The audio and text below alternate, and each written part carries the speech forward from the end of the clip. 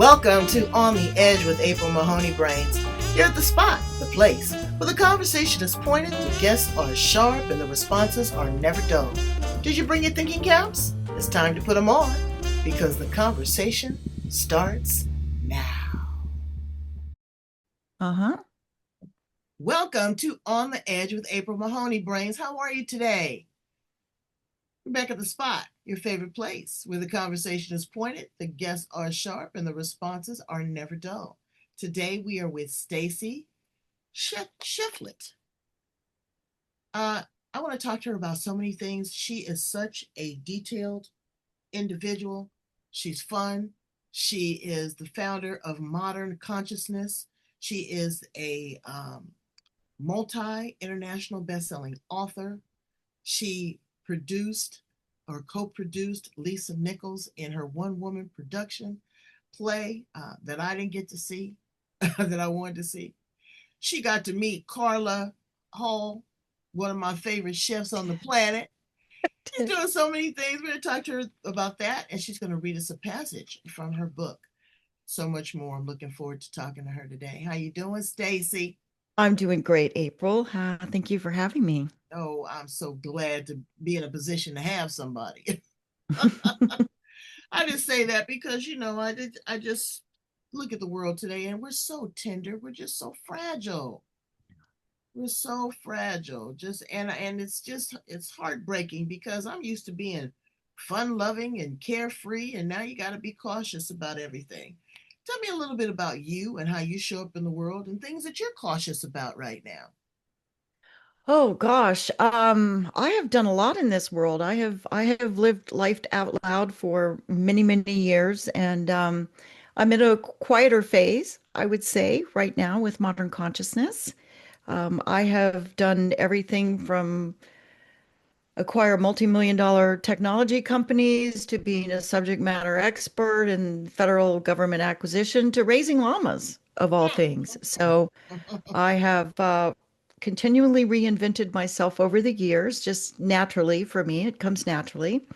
And now I am heading, modern consciousness is a mission-driven business. The idea came to me in meditation and it wouldn't leave me alone. I resisted it for about 2 years and kept saying, I am not your girl. And here I am. I guess I am that girl.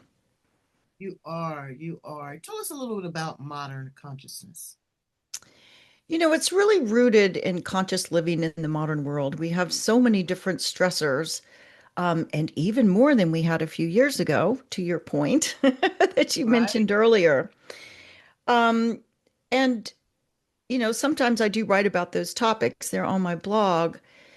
So I kind of am evolving into two different areas with this business. One is the coaching and the mentoring that I do because I really believe that we are radically responsible for our own inner peace, which I believe is our greatest personal asset, and that we're also responsible for our joy.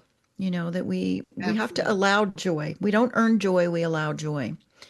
And then the second side that's really developing is my writing side and commenting and noticing, how do we stay aligned within ourselves and centered and not get caught up in all the fray of the world, if you will. Turn And off there's a the lot. turn off the TV is number That's one. one. That's number one. Yes.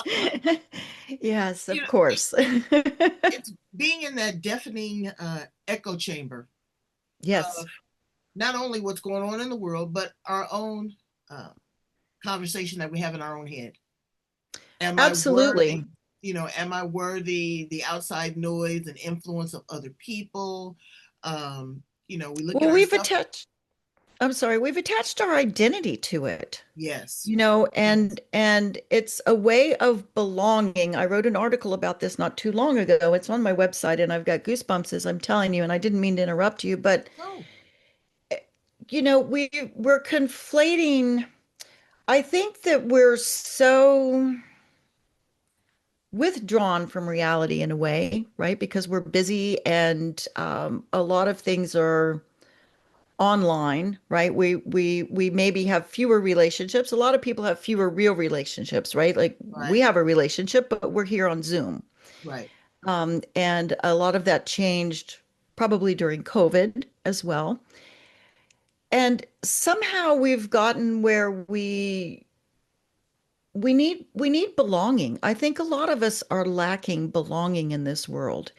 And it's a really interesting concept, and I didn't know we were going to go down this path. I'd have to refresh my memory on my Oh, that's fine. Take your on time. my research. But even when you look at something like criminal gangs, often the ins they're inspired to do that because they're lacking belonging, and it's Oh, something for them to sure. belong to and believe in. Right. And we have confused our identity and belonging with some of the current events in the world. At least that's my take on it. Well, it's the belonging, but also it's the lack of accountability. And people really want to be, as my daughter says, they want to be in a lawless land. They want to be rambunctious.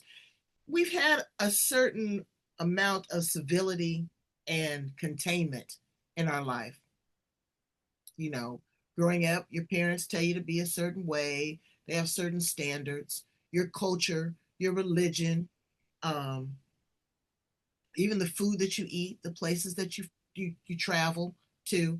All of these are parameters that have created our identity.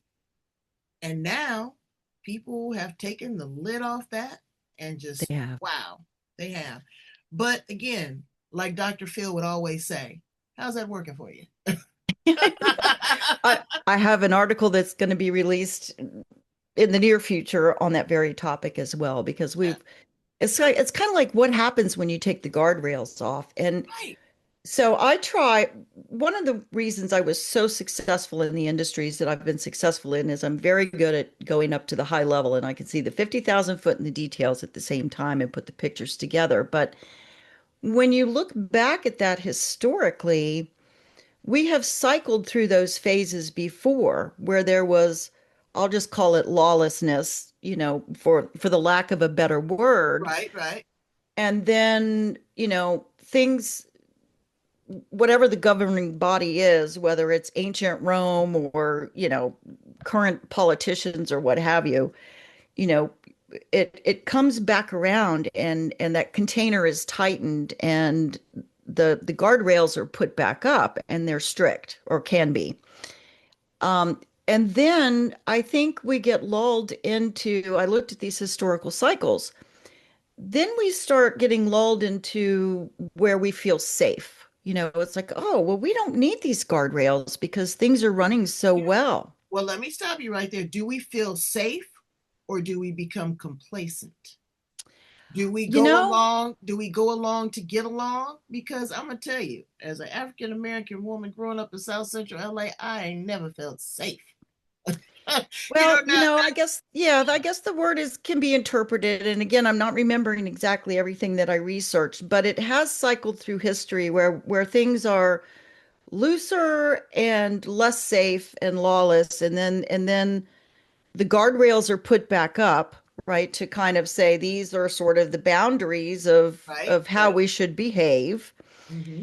And then those boundaries fade away again, and then they come back. And when I researched it, it does cycle through history, as I said. And yeah, it's just it's interesting because I see people today, and people that I know sometimes, that say we should, as human beings, we should have evolved beyond this. Well, But we're forgetting that we're human beings. right. And some of that is just being human.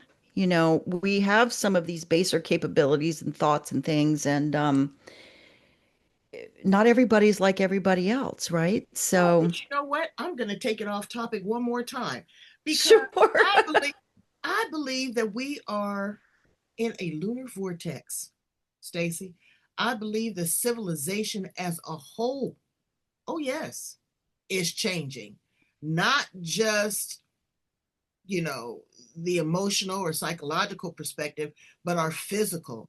the way that we interact with one another, the fear and the fear mongering among the people, and AI, artificial intelligence, just everything. Even the food that we eat. I bought an apple 2.5 weeks ago. I was going to make some juice. That apple had not changed form. I'm saying, and I'm I saying, know. I mean, it didn't deteriorate. And I said, I'm not eating this. I had no idea of what I was consuming, but also the air that we breathe, the water that we drink, everything is so different. And so, what I'm trying to do as I go through this change, this metamorphosis of change, because that's what I truly believe it is. This is not normal. This is really unprecedented, as that's a very popular word these days.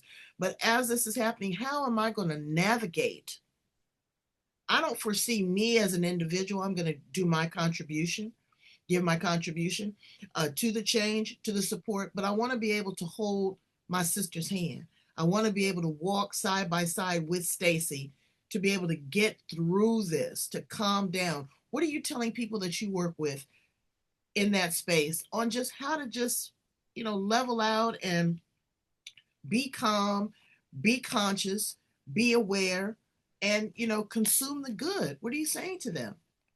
I think a couple of things. For one, we have to reclaim our power, Mm, our individual power, instead of yielding our power to those that are manipulating whatever they're manipulating, right? And there's a lot being manipulated.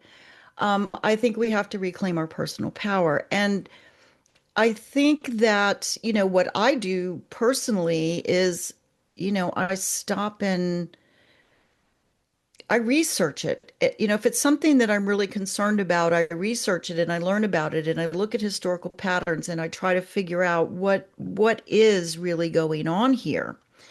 And for me, that's a way to reclaim my power because it gives it context. right, So instead of reacting without knowledge, reacting from an emotional place, and there's a lot to react to oh yeah, these oh yeah, days, right, um, I try to bring it back to, I mean, I'm responsible for my reactions. We all are. right, We are 110% responsible for how we act in this world, how we show up in this world, and how we move through this world. that part. So take it back, take it back. Um, it's really been amazing, these last few years. Um, how your how others can project a personal identity onto you because you voted a certain way. Right. And it didn't, there's always been political disagreements, but not to the way they've been recently. And I would probably say for 10 years now, right? That's been escalating and escalating. Um, so just take your personal power back. Just because your next door neighbor voted differently for you doesn't mean that they're a different person than they were before they cast that vote or the I, 5 years that I they've don't been know. your neighbors. I don't Now, know. some I don't could know. be Right. Because maybe I didn't if know who they, that person was from the onset until, you know, and that's okay. But this is my thing. well, We can again, it agree. depends on how they are showing up in the world, right? And if they're showing up differently because of this, if they've been consumed by it, then maybe they're not the Right. person that you know. You know, But if they're not being consumed by I'm it, a firm believer that we can agree to disagree and not be absolutely. disagreeable. That's how we learn. Absolutely. And And I I'm a think firm believer that you have a right to dislike whatever it is that you dislike. That's like me. I cannot stand okra. we I tell chatted people about that that. all the time. I can't stand it. I see it and I cringe. But if you come to my house and I have made you, some fried chicken and you got some cornbread and you want, some corn on the cob and then you want some okra, baby, I will lay it out for you. But don't you dare put it on my plate.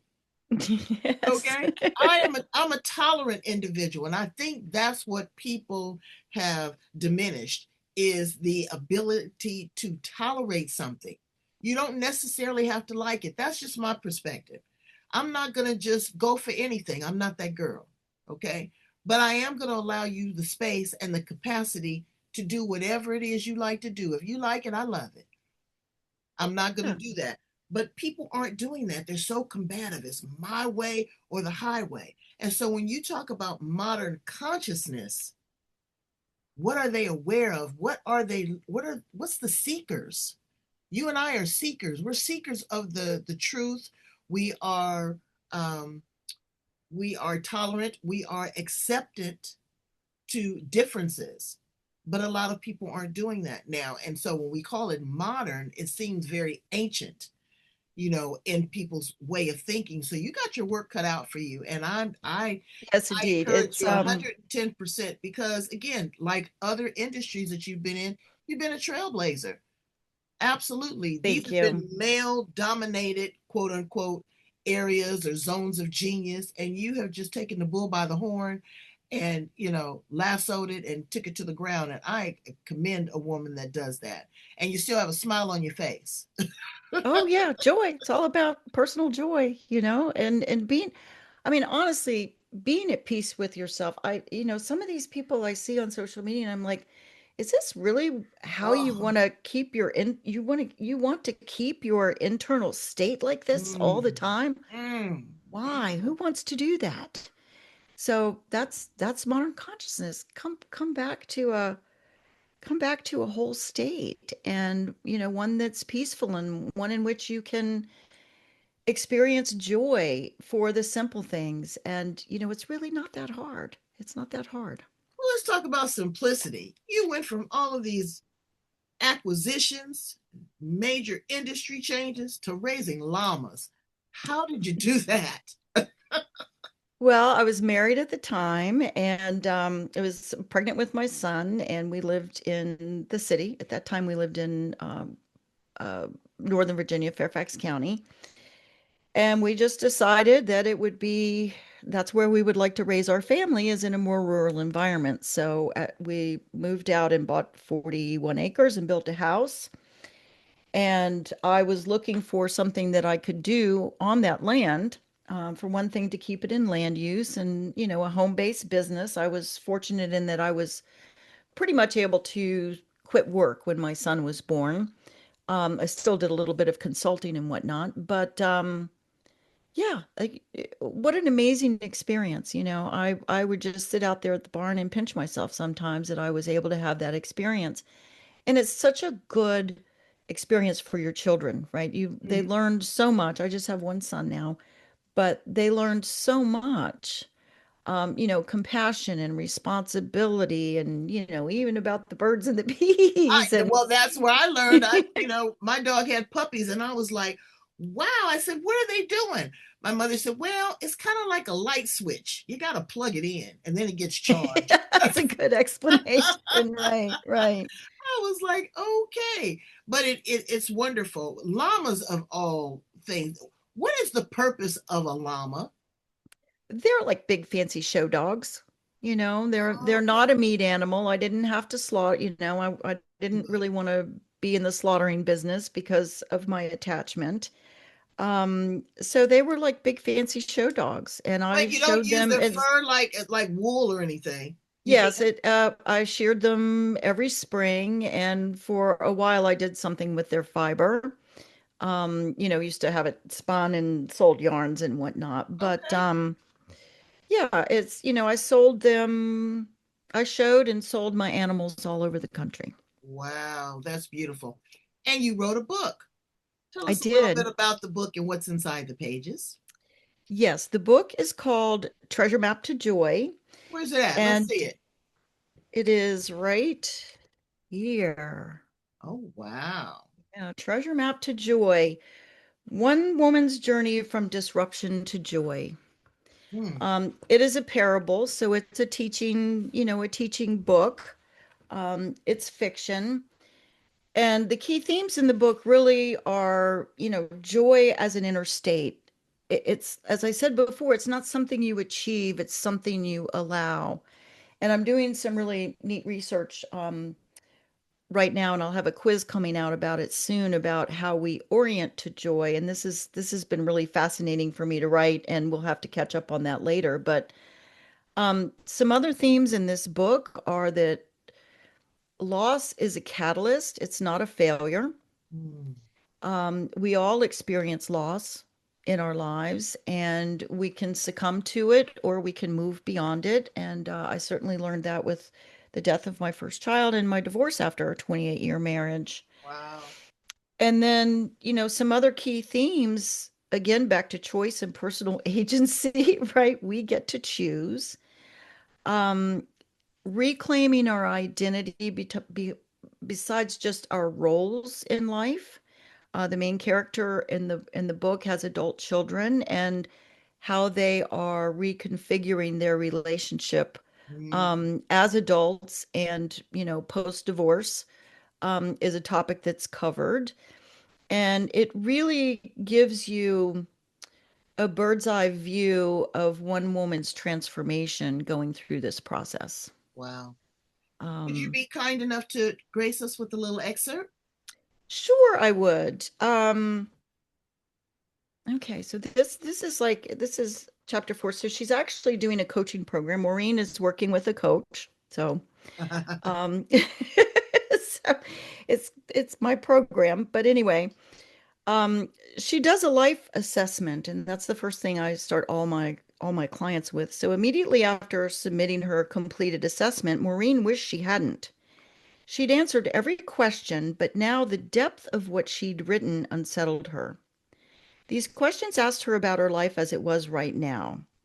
They made her consider how her emotions shaped her choices, what beliefs she'd been carrying without question, whether her daily routines reflected her true values or just habit, and how she contributed to the score. Because she's scoring each area of her life and looking into it. And she goes, wow, that's not something she had really thought about it. By the time she reached the end, Maureen realized this wasn't a quiz or a checklist, it was a mirror. And what it reflected back to her was a life that currently felt strangely hollow.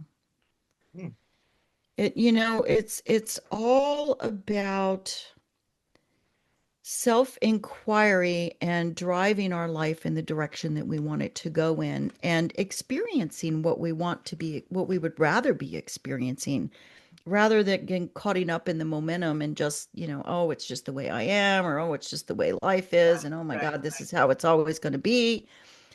It doesn't have to be that way.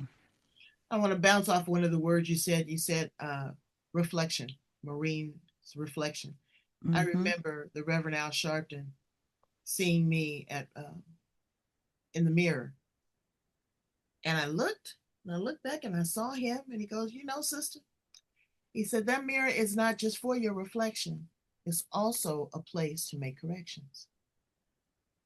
And I like when I look in Mm. the mirror How sometimes, profound.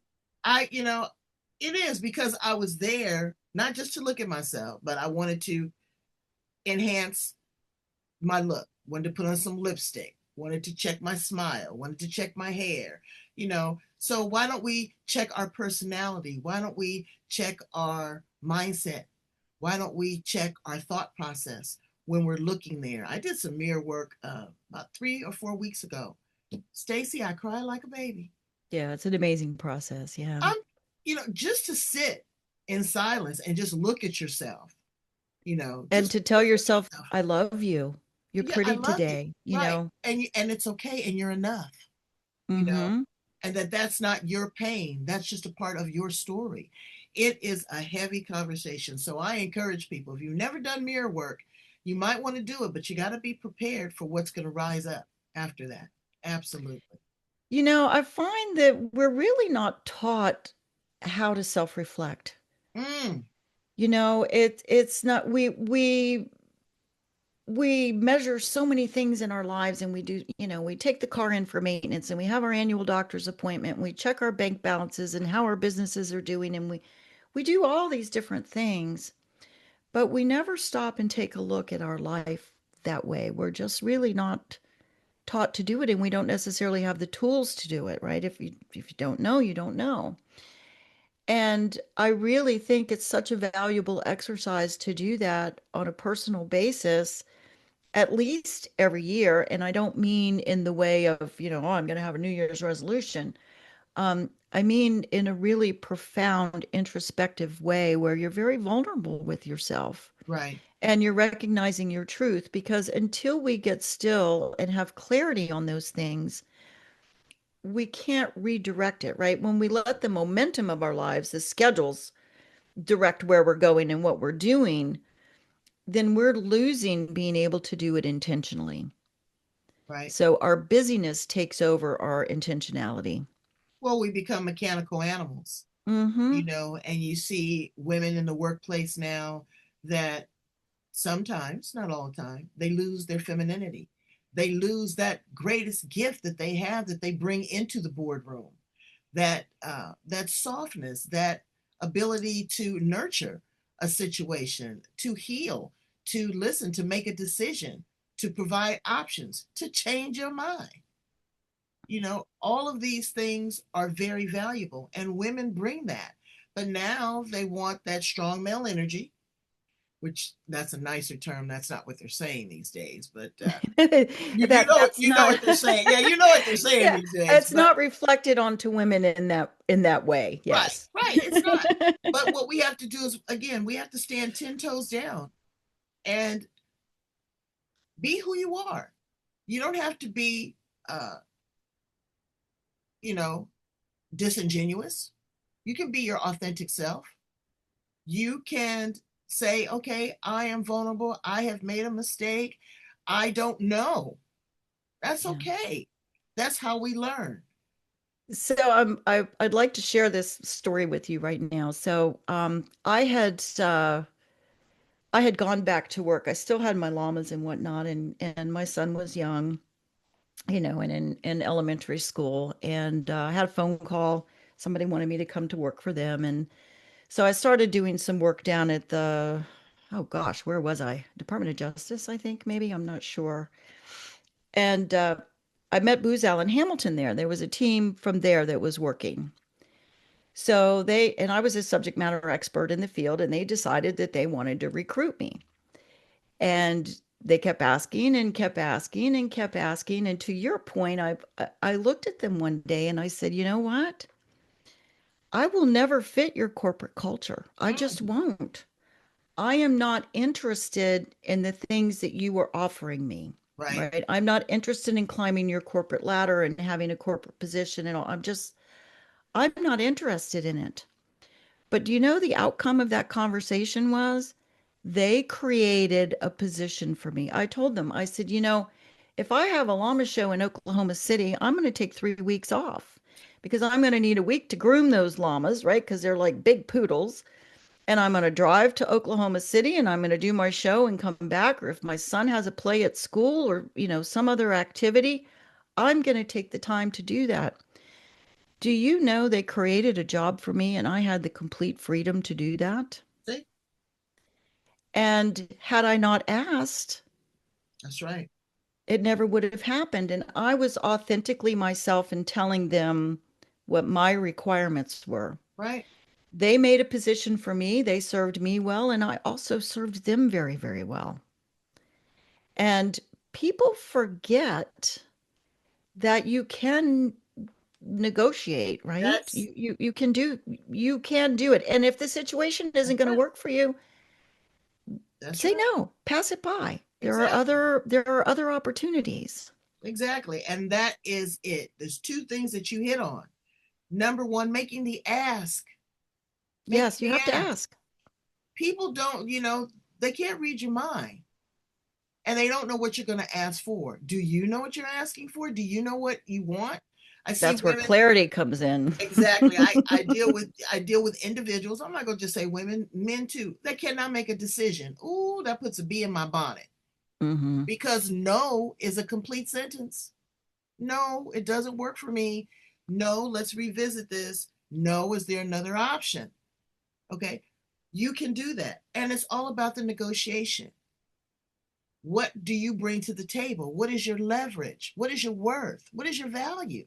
Do you value yourself? Do you even know these things? You need to do that before you even go in and try to ask for a raise. You don't just go in and say, oh, well, I've been here, 15 years and I think I need a raise. No. What have you done to deserve that or to do that? And know that once you get that raise, you're going to have to work for it, baby. They're not going to just give you anything. So it's about the negotiation. What are you willing to give up, and what is it that you want? So And you it's have to be very clear about those things, you very know? clear about And those. you have to understand what they are, because if you don't understand what it is that you need, then you start feeling resentful and Right, irritated and right. agitated, and you don't even know why. You're blaming someone else, but it's really because you don't have clarity about what you want and what you want to be experiencing. Wow. So Yeah. tell my brains what they have to look forward to in working with you as a coach, Stacie. Oh gosh. I love working with people, and I'm offering, I have a full program, and then I have taken the first two modules of my program, which is the life assessment and understanding your current situation. And then the next step of that is what I call aspirations. And that, what do you aspire to? And I don't put it in external terms. It's what do you want to be experiencing across your entire life, so that you're in integrity and you're in alignment. So those are the things that I work with my clients with, and we can work one on one. And what I have done recently is offer the first two modules. You can work with me on those, but I've offered them as a do it yourself because I do believe that personal development should be affordable for everybody. Mm, And, my there's a lot of thinking. I'm very, very good at asking questions, right? So I have taken my ability to do that and drawn out a very structured formula for it. So, and then even when I'm working with you one on one, you need to sit with these documents a bit and these questions because I don't have your answers. You have your answers. So dig deep, be curious with yourself, be non-judgmental with yourself, mm-hmm. and let's figure it out. And then the other thing that I do, I I've been to so many seminars and, big names included, and people come out and, oh my God, they've had these epiphanies, and here we're going to go and we're going to change everything, right? So they change their whole format of their life. That's not a formula for success. Right, right. So what I try to do with my clients is look for patterns and help them see the patterns, right? So if we change this pattern, which is weaving itself through all the different areas of your life, which one of those will have the most positive impact on your life as a whole? Mm, And we pick that thing. And then the other thing about my program is once you do it, it's yours. You can do it over and over and over again. And that's where I went back to say you should probably do it every 6 months, at least once a year. right, Make sure that your life is tracking where you intend it to be, right, right. um, rather than just reacting and floating like a leaf down a stream. Exactly. Again, I picked up Atomic Habits, the book, and Yes, it's a great book. It's it's a been a while. great book. And I go back to it and I refer, I say, okay, I'm not exercising, I'm not moving, I'm sitting here in this chair forever.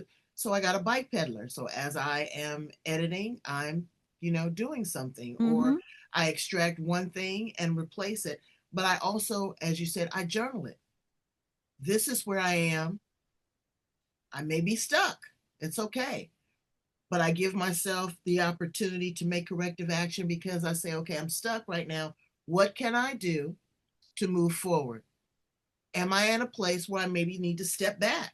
Sometimes you got to go backwards, brains. It's okay. You got to bob and Is weave. life is not linear, No, it is and not. No, it it is just is not. not. No, it's not. So I want to ask you some fun questions so we get to know you a little bit better. How about that? Sure. If you were an appliance in the kitchen, Stacie, of all places, I what love my appliance would you kitchen. be and why? Oh my goodness. What appliance would I be in my kitchen? Now, I love to cook, so this is going to be a hard one.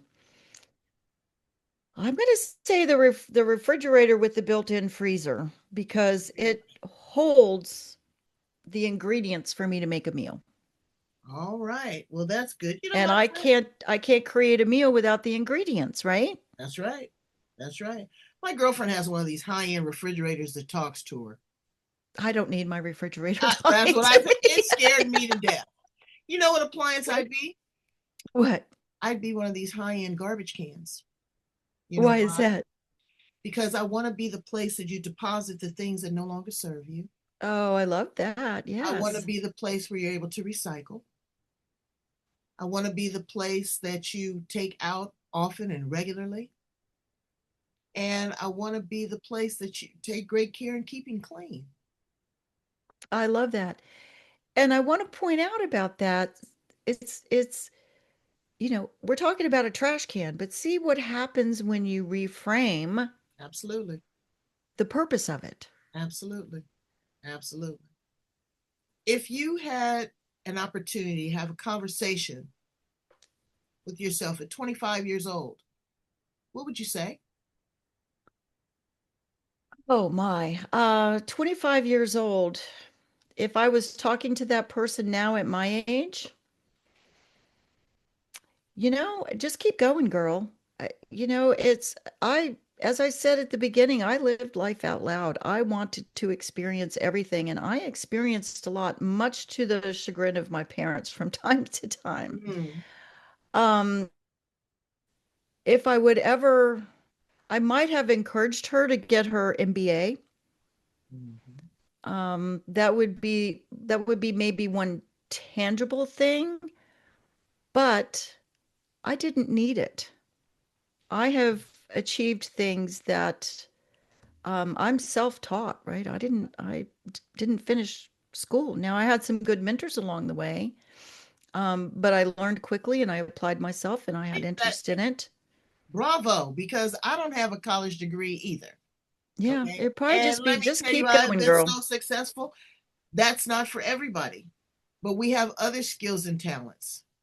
Our ability to listen, our ability to learn quickly, our ability to network, our ability to uh, absorb and to respect where they're coming from. Every company I've worked for, and if I told you the companies I've worked for and how many of them, you'd be like, what? Yeah. But I knew everybody from the janitor to the CEO because Hmm. everybody brings value. Everybody has a role to play in the Everybody support of has a that role to play. business. And don't undercut anyone because, I overcame dyslexia and that wasn't easy. Still, sometimes I, you know, switch things around, transpose things, but it gave me character and it gave me something to, again, fit in with the neurodivergent people. You don't have to just, again, be this one dimensional individual. You can have many, many different angles, many different facets. If you were a flower in the garden, Stacie, what flower would you be? Oh, what is one of my favorites? So in Florida, I love orchids, but they're not necessarily in the garden. I think daylilies. I have a tattoo of a daylily on my left leg. I Wow. love daylilies. They're hardy. They multiply, they reproduce, and they are these just bright swaths of color. What encouraged you to get a tattoo?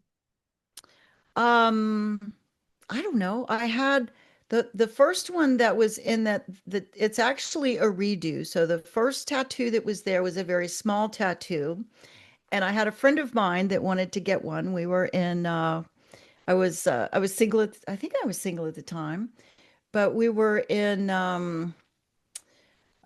New Orleans actually, Hmm. and we had gone down there to run a 5K or something.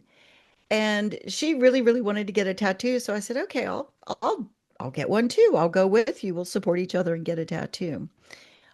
After my divorce, I had it redone, and it's a beautiful piece if you What, like tattoos. what did that teach you when you consciously uncoupled about yourself? Well, what did it teach me about myself? I was in a It's not about the situation. other person. A lot of No, times, I was not willing to tolerate the situation, mhm. the way that things had gone. And I just was done, and I needed to do it for my health and happiness and sanity. And that's Um, huge. When people realize that it is not about the other person. I'm seeing these tragedies. I just saw on the news how this surgeon went in and killed his ex-wife. And I think they were like divorced for like 8 or 9 years. And her new husband, mm. and it was about the control. I've been married to Mr. Magnificent for 41 years. And Congratulations. I tell him to this day, I leave a little bit for me. Because in the event the situation changes, I want to love you enough to let you go. I Well, want it's to love you interesting. enough to set you free. Yeah. The first book that I did, and this is really how modern consciousness kind of came about too, and if we have time, I can share that with you. But the Sure. first book that I did was with Les Brown, and it was a collaboration Okay. book. And, my story was the end of me, that it is my experience through my divorce. No details about it, the divorce, but um, my power quote in that book was sometimes the right thing to do is the hardest. And it was not an easy thing, but it was the right thing. It was the hardest thing. And yeah, we have to, sometimes we have to make those tough decisions. And if we don't, we live with regret. You had another situation in your life by losing a child. Did Hmm. that teach you about yourself and about life? The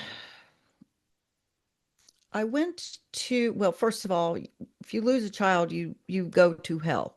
Right, You are in living right, hell. It's been a very long time for me. I can laugh when I say that now. But that is where you are. Um, you have to choose to come out of that space. And where that was articulated for me so very clearly, because I was not in a good place.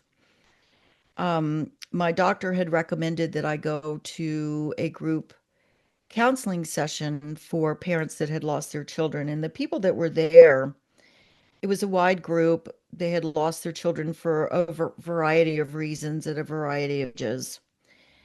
But there was a gentleman, I only ever went once. There was a gentleman in there, and his wife was not there. And he was talking about his wife, and it had been 5 years since the death of their daughter.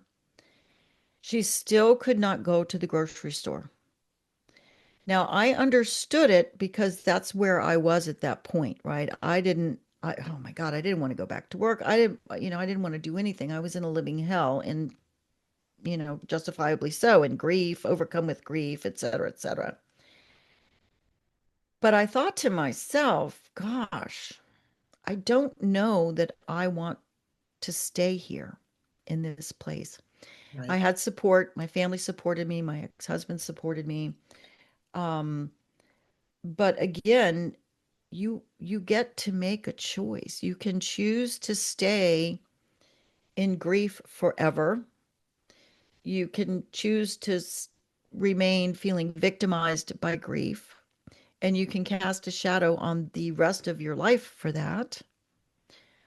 Or you choose differently and you just take a little step at a time in the direction that you want to go in. I mean, I remember going back to work. Oh my God, I didn't want to go back to the office that first day. Everybody wants to say something to you, Right. and nobody really knows what to say. Mhm. Um, and that, when I was going through that, flowers, the doorbell would ring and it would be a florist and flowers. I didn't want to see a florist. I didn't, it was just, it brought back too much.